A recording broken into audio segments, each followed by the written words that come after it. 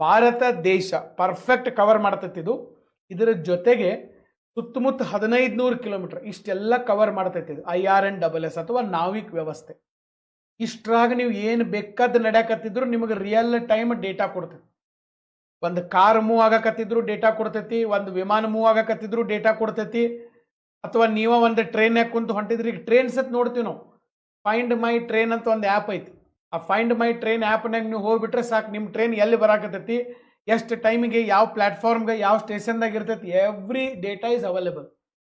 ಹೌದಿಲ್ಲ? ಸೊ ಹಿಂಗೇನಪ್ಪ ಅಂತಂದ್ರೆ, ಸೊ ಈ ಫೆಸಿಲಿಟಿ ಎಲ್ಲ ಇದು ಕೊಡ್ತೈತಿ. ಈ GPS ಏನು ಕೊಡ್ತೈತಲ್ಲ ಎಲ್ಲಾನು ಇದು ನಮಗೆ ಕೊಡ್ತೈತಿ. IRNSS ನಾವಿಕ್ ಸಿಸ್ಟಮ್ ಅದನ್ನು ಮಾಡಿದ್ರು. ಇದರ ವ್ಯಾಪ್ತಿ ಎಷ್ಟು? ಭಾರತ ದೇಶದ ಸುತ್ತಲೂ ಸರ್ 1500 ಕಿಲೋಮೀಟರ್ ವ್ಯಾಪ್ತಿ ಇದೆ. ಇಷ್ಟ್ರಾಗ ಕಾರ್ಯಾಚರಣೆ ಮಾಡ್ತೈತಿ.